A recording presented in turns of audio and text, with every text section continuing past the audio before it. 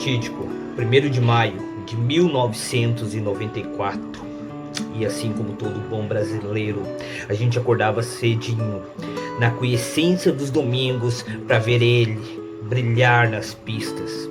Ele, Ayrton Senna da Silva, que na época estava a bordo de uma Williams. Ele largava na pole position, pilotando a sua VW16, equipada com motor Renault DS6, um V10 aspirado.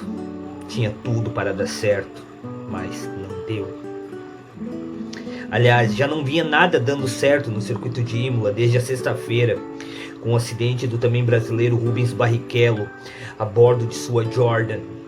Rubinho, ele perdeu o controle de sua Jordan na curva Variante Batza e foi catapultado pela zebra. Ele bateu fortemente no muro, uma barreira de pneus acabou quebrando o nariz. Mas o pior ainda estava por acontecer. No sábado, durante os treinos classificatórios, Roland Ratzenberger perdeu o controle de sua Syntec na curva Villeneuve, não conseguiu contorná-la e se chocou fortemente contra o muro de concreto. Morreu instantaneamente. O circuito de Imola possui muitas curvas pérfidas e que não perdoa qualquer erro, desde o menos experiente ao mais preparado piloto de Fórmula 1.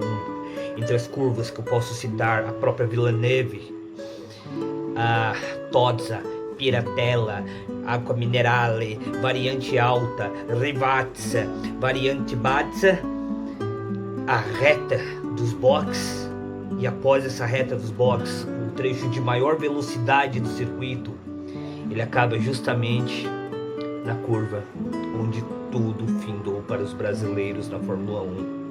A temível curva Tamburello. Foi onde ocorreu o acidente de Ayrton Senna da Silva, na manhã de domingo de 1º de maio de 1994. Antes mesmo do início da corrida, a própria expressão no rosto do piloto já denunciava que algo de sombrio estava para acontecer.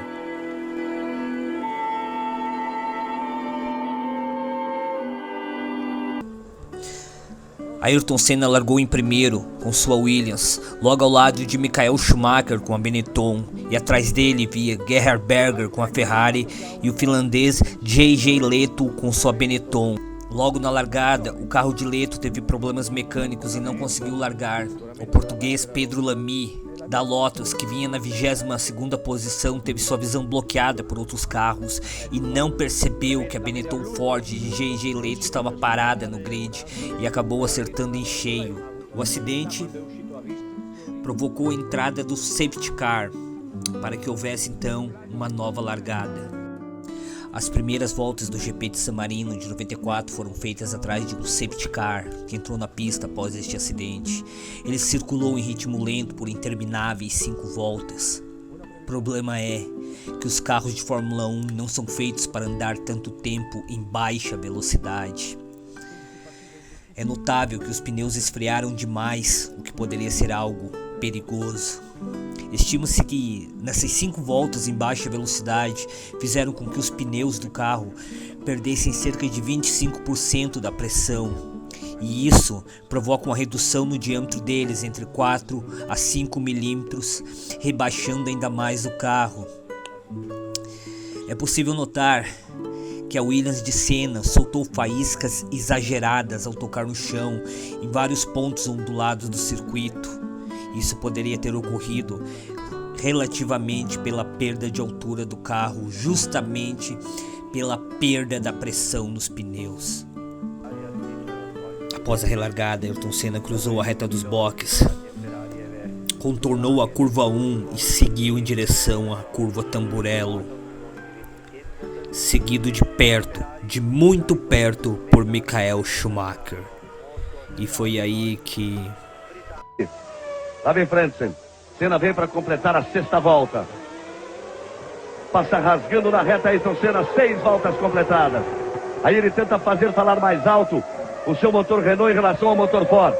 É a parte de maior velocidade, eles vão atingir aos 330 km por hora. Senna bateu forte. Senna escapou e bateu muito forte. Ele vinha em primeiro, escapou e bateu muito forte. Aliado com a baixa pressão dos pneus, há também a hipótese de que a barra de direção tenha quebrado. Mas não há definitivamente como provar que essa tal barra de direção tenha quebrado antes do acidente. O toque do fundo do carro na pista, provocado pela redução nos pneus, pode ter tirado as rodas do chão, deixando o Williams de Senna desgovernado, isso a mais ou menos 310 km por hora, e tirando a trajetória da perigosa curva Tamburello. Quando entrou na faixa de grama, em volta da pista, o carro perdeu toda a aderência e não havia mais nada a ser feito. O cockpit encontrou o muro num ângulo de 22 graus, o que é consideravelmente seguro, mas não foi a batida em si que matou Senna, e sim o braço da suspensão da roda direita que perfurou o capacete do piloto brasileiro.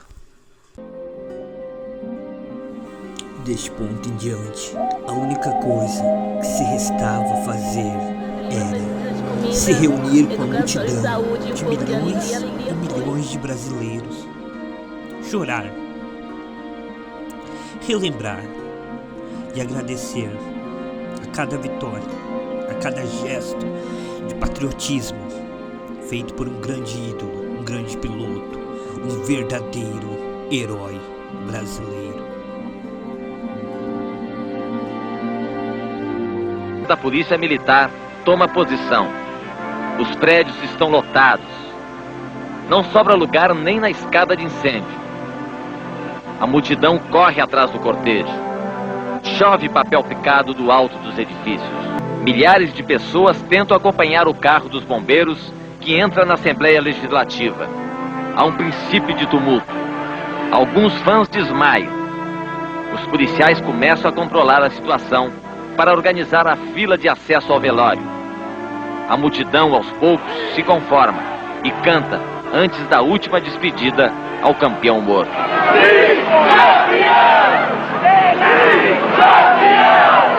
Despedida. Todas as bandeiras que o piloto erguia em vitórias inesquecíveis, hoje se calaram. E com razão. Não havia muito o que dizer, só mesmo o adeus.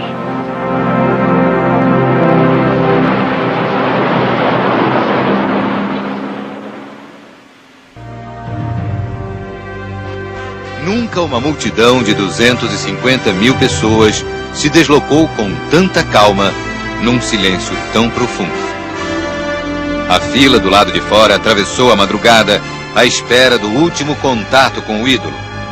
Eram apenas 10 segundos, mas como eles foram aproveitados.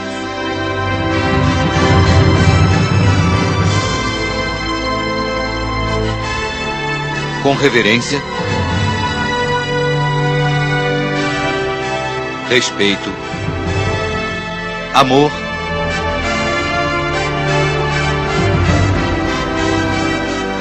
saudade.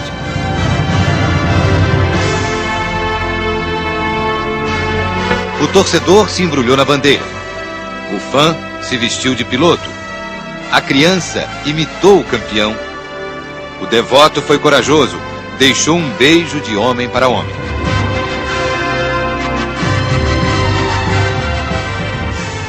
O punho erguido mostrou que só o orgulho é maior que a tristeza. Ayrton! Ayrton! Estrela do Brasil!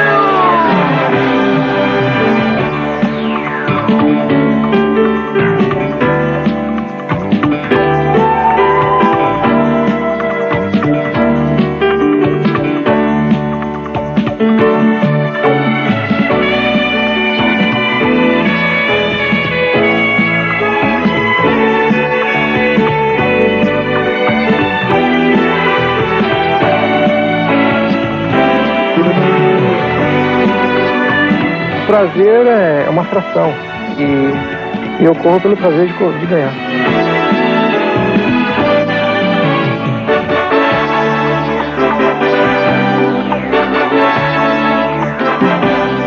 Deus é grande, Ele é forte. E quando Ele quer, não tem quem não queira.